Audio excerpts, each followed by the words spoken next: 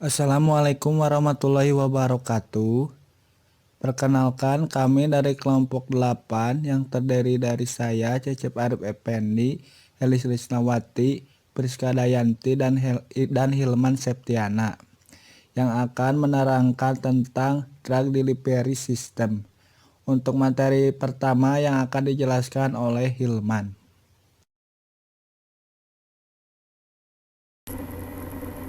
Yang pertama untuk drug delivery system ini, jadi drug delivery system merupakan suatu sistem yang menawarkan berbagai solusi dalam pengiriman obat seperti material dan sistem pengiriman obat oral, sistem pengiriman obat periferal, dan implan. Kemudian kelebihan dari drug delivery system ini yaitu kemampuannya untuk mengubah farmakokinetik dan biodistribusi obat. Yang pertama, untuk model pelepasan obatnya, yang pertama ada model sediaan pelepasan obat secara termodifikasi, yaitu yang pertama ada secara konvensional, contohnya tablet, kapsul, dan sebagainya yang melepaskan obat aktif secara langsung setelah pemberian obat. Kemudian ada secara sediaan termodifikasi. Jadi secara sediaan termodifikasi ini sediaan yang melepaskan obat aktif dari sediaan yang dengan kecepatan yang terkontrol. Kemudian ada secara sediaan lepas terkontrol. Jadi didesain untuk rute pemberian obat yang berbeda dan dipengaruhi oleh yang pertama ada sifat kimia dan fisika obat, kemudian ada secara sifat farmakologi obat, sifat farmakokinetika obat, dan sifat bahan yang digunakan dalam sediaan. Kemudian ada model sediaan pelepasan obat yang dimodifikasi dan rute pemberiannya. Yang pertama ada secara sediaan oral.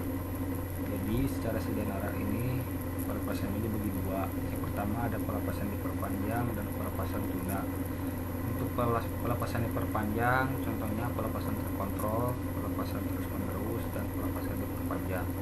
Untuk pelepasan tunda, contohnya entrik kuatin atau salut enterik. Kemudian ada sediaan intramuskular, contohnya injeksi depot, injeksi tak bercampur air atau minyak. Kemudian ada sediaan subkutan, contohnya implan. Kemudian untuk sediaan transdermal, contohnya plester, krim, dan gel.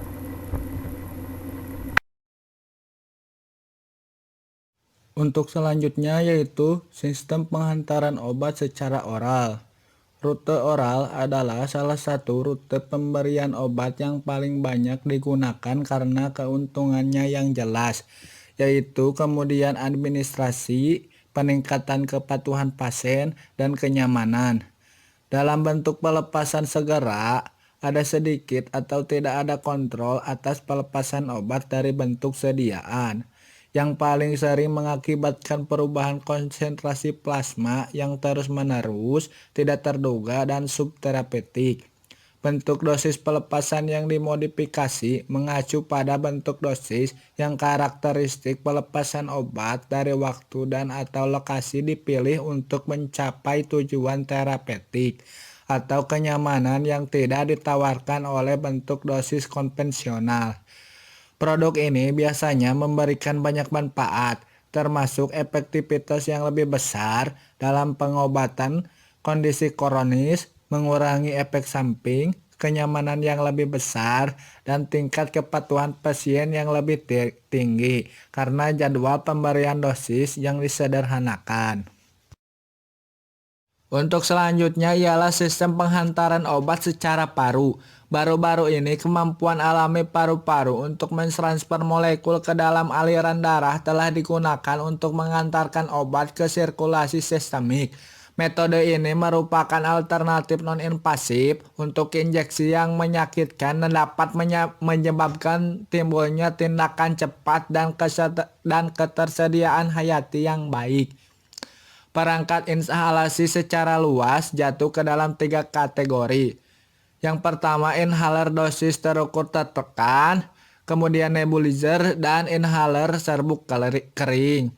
Inhaler serbuk kering adalah alat yang mengirimkan obat ke paru-paru dalam bentuk bubuk kering dan memerlukan beberapa prosedur untuk memungkinkan dosis terukur bubuk siap untuk diambil oleh pasien.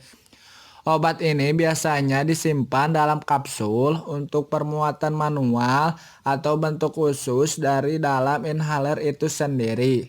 Setelah dimuat atau digerakkan, pasien memasukkan corong inhaler ke dalam mulut mereka dan mengambil inhalasi yang dalam sehingga mengantarkan obat. Yang selanjutnya ialah sistem penghantaran obat secara injek. Kelas obat ini biasanya ditandai dengan ukurannya yang besar, sifatnya yang rapuh, waktu paruh biologis yang pendek, dan kemampuan terbatas untuk melintasi membran sel. Beberapa formulasi depot parenteral yang didasarkan pada polimer yang dapat terbiodegradasi seperti microsphere dan implan telah tersedia secara komersial untuk meningkatkan kemanjuran dan memperpanjang aktivitas beberapa obat, peptida, dan protein. Implan dapat ditanamkan secara operasi di dalam tubuh dari tempat pelepasan obat berlangsung pada tingkat yang terkontrol dan durasinya selama 12 bulan. Pilihan lain menggunakan implan ialah yang dapat terurai secara hayati yang dapat disuntikan menggunakan jarum pengukur besar. Sistem penghantaran obat secara topikal. Pengiriman topikal sebagai penerapan obat yang mengandung formulasi pada kulit langsung untuk mengobati gangguan kulit, misalnya jerawat. Kulit adalah pembungkus elastik yang melindungi tubuh dari pengaruh lingkungan. Kulit merupakan alat tubuh terberat dan terluas ukurannya, yaitu 15% dari berat tubuh manusia. Rata-rata tebal kulit 1-2 mm. Kulit terbagi 3 lapisan pokok, yaitu epidermis, dermis, dan subkutis.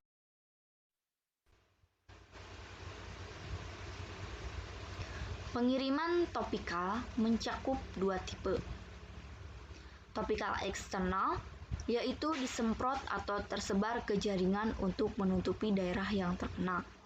Topikal internal diaplikasikan pada membran mukosa oral atau jaringan anal.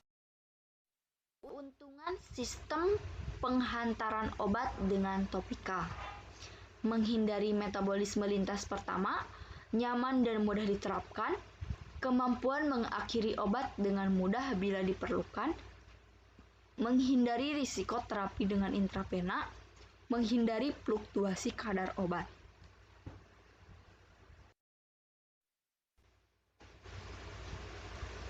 Kerugian sistem penghantaran obat dengan topikal: dapat terjadi iritasi pada kulit, kemungkinan reaksi alergi, permeabilitas beberapa obat rendah pada kulit, obat dengan ukuran partikel besar tidak mudah menyerap kulit.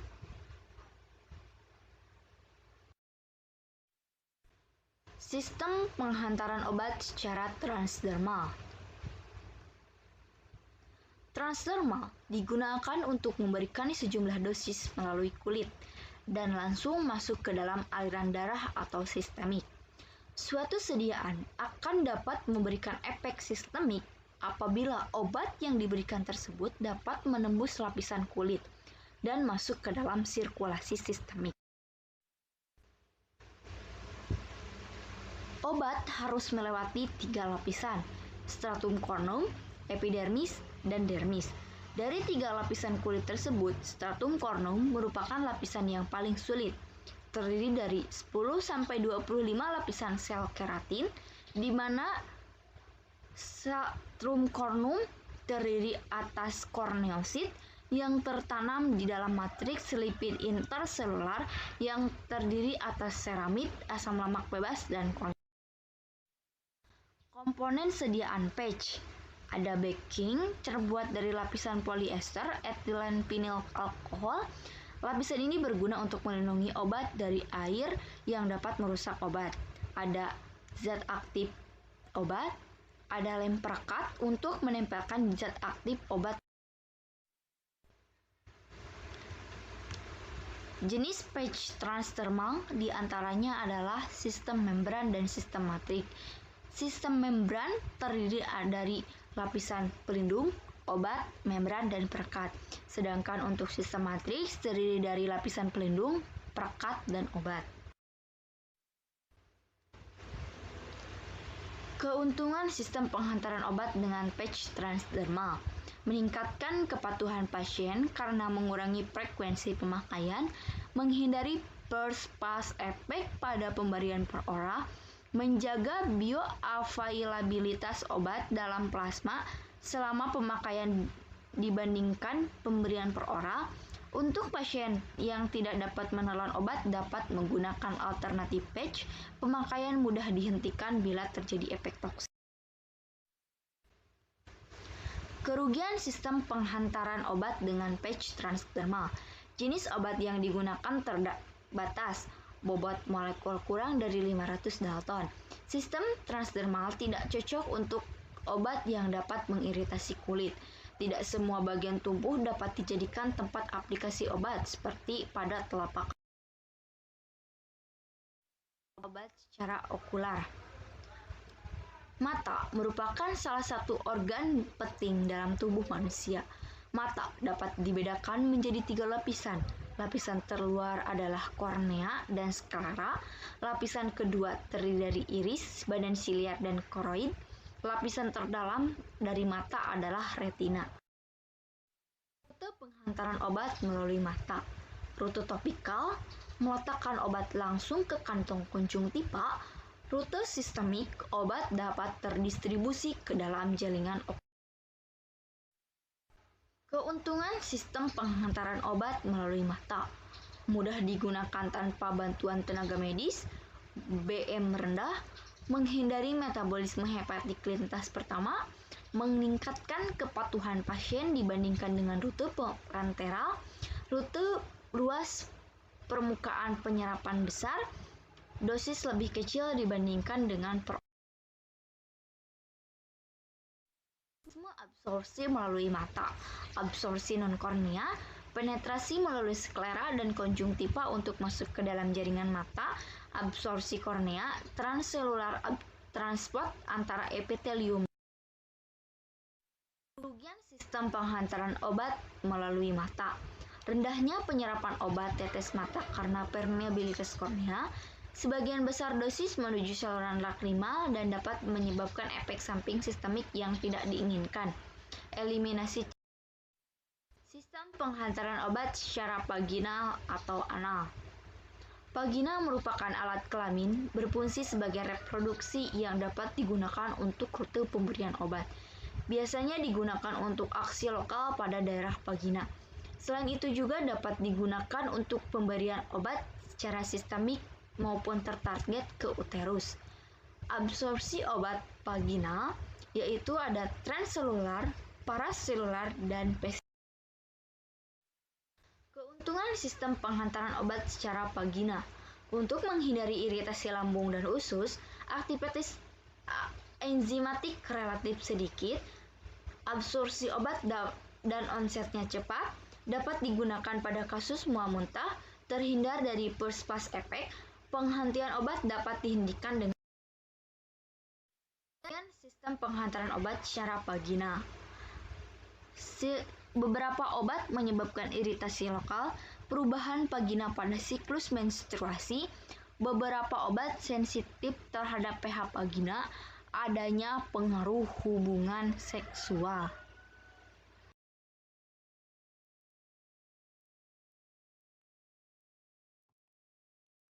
Permasalahan pada sistem penghantaran obat konvensional. Yang pertama, distribusi obat ke seluruh bagian tubuh. tidak hanya di tempat di mana obat dibutuhkan. Yang kedua, kurangnya spesifitas ikatan obat terhadap tempat yang memerlukan atau organ target. Yang ketiga, perlunya memberikan obat dalam dosis besar, meskipun yang diperlukan sebetulnya kecil. Yang keempat, toksisitas non-spesifik dan efek samping yang lain selama proses terapi atau other adverse side effect. Selektivitas dalam pengobatan sangat dibutuhkan, sebagai contoh pada pengobatan kanker. Kanker merupakan penyakit kompleks di mana antara sel kanker dan sel normal tidak dapat dibedakan, sehingga banyak obat kanker yang menunjukkan bahwa antara rasio efek samping dan efek bermanfaatnya saling overlap. Hal tersebut merupakan tantangan bagi industri farmasi untuk mengembangkan sistem penghantaran tertarget yang memiliki fungsi spesifik pada aksi tertentu. Tujuan utama pengembangan sistem penghantaran tertarget adalah untuk meningkatkan kontrol dosis obat pada tempat spesifik seperti pada sel, jaringan, atau organ, sehingga akan mengurangi efek samping yang tidak diinginkan pada organ non-target. Suatu molekul obat sangat sulit untuk mencapai tempat aksinya karena jaringan seluler yang kompleks pada suatu organisme, sehingga sistem penghantaran ini berfungsi untuk mengarahkan molekul obat mencapai sasaran yang diinginkan.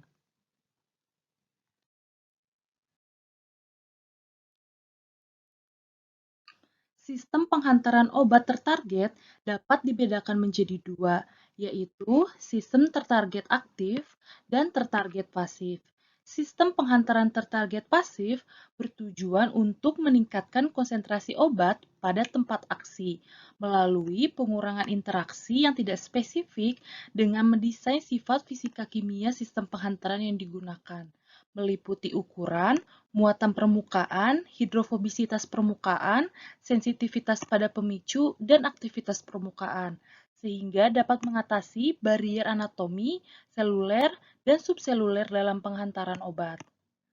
Sebaliknya, sistem penghantaran tertarget aktif merupakan sistem penghantaran tertarget pasif yang dibuat lebih spesifik dengan penambahan homing device, yaitu suatu ligan yang dapat dikenali oleh reseptor spesifik, kemudian berinteraksi dengan reseptor tersebut yang bertujuan untuk meningkatkan konsentrasi obat pada tempat yang diinginkan. Sifat fisika kimia sistem penghantaran.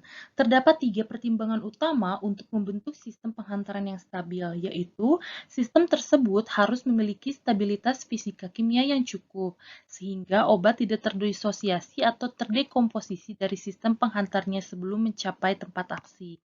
Yang kedua, setelah sampai pada target aksi, sistem penghantar harus melepaskan obat dalam jumlah yang cukup untuk menimbulkan efek terapi. Yang ketiga, sistem penghantar yang digunakan atau karier harus terdegradasi dan dapat dieliminasi dari tubuh untuk menghindari toksisitas jangka panjang atau imunogenisitas. Sifat fisika kimia sistem penghantaran obat berperan penting dalam aktivitas in vivo, antara lain yaitu berat molekul dan ukuran, hidrofobisitas permukaan, muatan permukaan, dan sensitivitas terhadap pemicu. Berat molekul dan ukuran penghantaran obat yang optimal dipengaruhi oleh fisiologi sirkulasi dan ekskresi. Molekul yang berukuran 30 kilodalton atau kurang akan mengalami eliminasi yang cepat melalui tubulus ginjal. Demikian pula molekul-molekul metabolit obat yang sudah ditransformasi menjadi lebih hidrofil, serta berukuran kecil akan sangat mudah dikeluarkan melalui ginjal. Untuk menghindari pembersihan cepat melalui ginjal, sistem penghantaran didesain dengan ukuran lebih dari 30 kilodalton. Namun demikian, terdapat organ-organ yang dapat dilalui oleh sistem penghantaran dengan ukuran diameter 100 hingga 200 nanometer, seperti liver, limpa, dan sumsum tulang.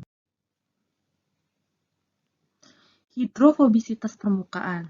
Sistem fagosit mononuklear bertugas untuk membersihkan partikel asing dari tubuh, seperti virus, bakteri, dan protein terdenaturasi.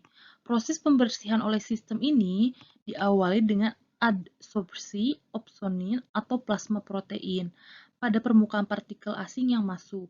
Kemudian, makrofag mengenali partikel yang terbungkus opsonin dan melakukan fagositosis. Tendensi makrofag untuk mengambil partikel yang bersifat lipid digunakan untuk mendesain liposom tertarget pada sistem fagosit mononuklear untuk mempotensiasi sistem imun dengan menggunakan interferon gamma sebagai agen pengaktif makrofag. Sebaliknya, apabila sistem penghantaran didesain untuk tertarget pada sel lain, maka interaksi dengan sistem fagosit mononuklear harus diminimalisir dengan melapisi partikel dengan material bersifat hidrofilik, seperti PEG atau polietilen glikol. Liposom yang dilapisi dengan PEG tersirkulasi lebih lama di dalam tubuh dibandingkan dengan liposom yang tidak dibungkus dengan material hidrofilik. Yang ketiga, muatan permukaan. Sediaan liposom yang memang bersifat netral akan tersirkulasi lebih lama di dalam tubuh. Sedangkan yang muatan permukaannya negatif akan cepat dibersihkan oleh sel Kupffer yang ada di liver. Yang keempat yaitu sensitivitas terhadap pemicu. Stimulus yang menginduksi pelepasan obat dapat berupa faktor eksternal seperti panas, radiasi, atau yang berasal dari proses biologi, yaitu penurunan pH, transformasi enzimatik, atau perubahan pada potensial redoks. Dalam mendesain sistem ini juga perlu memenuhi beberapa kriteria, seperti sistem tetap stabil selama distribusi dan stimulus pelepasannya spesifik di tempat aksi. Kemudian, sistem cukup sensitivitas terhadap stimulus untuk menghasilkan pelepasan yang efektif.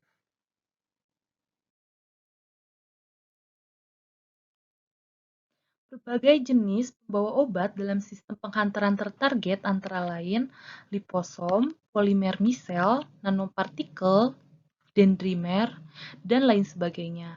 Sistem penghantaran obat yang digunakan harus memenuhi persyaratan ideal, antara lain harus tidak beracun, biokompatibel, non-imunogenik, biodegradable, dan menghindari pengenalan oleh sistem imun host.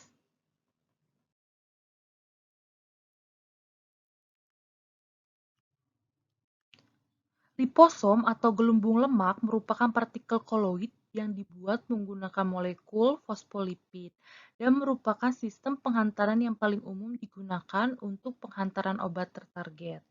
Sistem penghantaran ini menarik banyak minat peneliti karena berperan penting dalam meningkatkan efek terapi, keamanan, dan efikasi berbagai obat termasuk antitumor, antiviral, antimikrobial, dan vaksin. Liposom tidak beracun, non-hemolitik, dan non-imunogenik bahkan setelah disuntikan berulang. Kekurangan liposom in vivo merupakan pembersihan segera oleh sistem retikuloendotelial atau RES dan stabilitas yang relatif rendah in vitro. Untuk mengatasi hal ini, polietilen glikol atau PEG dapat ditambahkan ke permukaan liposom. Meningkatkan persen mol PEG pada permukaan liposom 4-10% akan meningkatkan secara signifikan waktu sirkulasi in vivo 200 sampai dengan 1000 menit.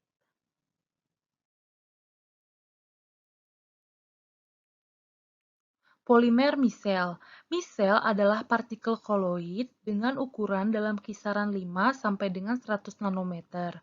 Misel terdiri dari amfifil atau bahan aktif permukaan atau surfaktan, di mana sebagian besar kepala merupakan kelompok hidrofilik dan ekor hidrofobik. Konsentrasi di mana misel yang terbentuk disebut sebagai konsentrasi misel kritis atau CMC. Fungsionalisasi misel sebagai penghantar obat dapat ditingkatkan dengan cara menempelkan ligan pentarget yang secara khusus mengenali dan mengikat reseptor yang diekspresikan pada sel tumor. Nanopartikel. Nanopartikel adalah sistem koloid dengan ukuran submikron atau kurang dari 1 mikron, terbuat dari berbagai macam bahan dalam berbagai komposisi. Vektor nanopartikel meliputi liposom, misel, dendrimers, nanopartikel lipid padat, nanopartikel logam, semikonduktor nanopartikel, dan polimer nanopartikel. Penelitian menunjukkan bahwa sistem penghantaran nanopartikel memungkinkan konsentrasi obat pada tumor mencapai 10-100 kali lipat lebih tinggi dibandingkan ketika pemberian obat bebas.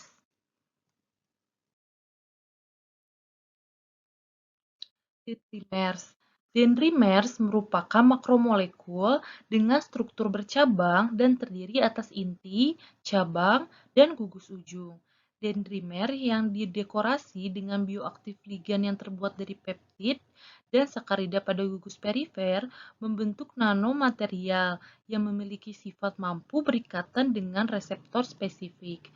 Pada level seluler, konjugat bioaktif dendrimers dapat berinteraksi dengan sel berdasarkan afinitas dan selektivitas, sehingga menarik banyak minat karena potensi pentargetan untuk desain sistem penghantaran obat. Selain itu, konjugat dendrimer juga banyak dipelajari karena dapat menaikkan stabilitas, solubilitas, dan absorpsi berbagai jenis tipe bahan aktif terapeutik. Ligan yang digunakan untuk pentargetan. Homing device dalam sistem penghantaran tertarget aktif menggunakan antibodi, peptid, gula, vitamin, dan lain sebagainya sebagai sistem pentarget pada tempat spesifik. Yang pertama adalah low density lipoprotein atau LDL. Lipoprotein berfungsi untuk mentransport lipid ke dalam sel. Yang kedua adalah cadherin selectin integrin. Cadherin selectin integrin memediasi pelekatan antar sel apabila terdapat ligan spesifik seperti karbohidrat pada selectins dan inti sekuens peptida pada integrins. Yang ketiga yaitu transferin. Transferin merupakan glikoprotein yang bertanggung jawab pada transport besi ke dalam sel melalui jalur spesifik endositosis. Yang keempat yaitu vitamin. Vitamin memiliki peran yang penting untuk melaksanakan fungsi normal sel. Vitamin telah digunakan untuk pentargetan obat karena secara umum vitamin diinternalisasi ke dalam sel melalui reseptor yang akan memediasi endositosis. Yang kelima yaitu hormon. Hormon ini sangat sensitif terhadap kanker. Hormon juga merupakan target penghantaran obat mengingat adanya reseptor hormon yang dijadikan target penghantaran obat dengan ligan hormon.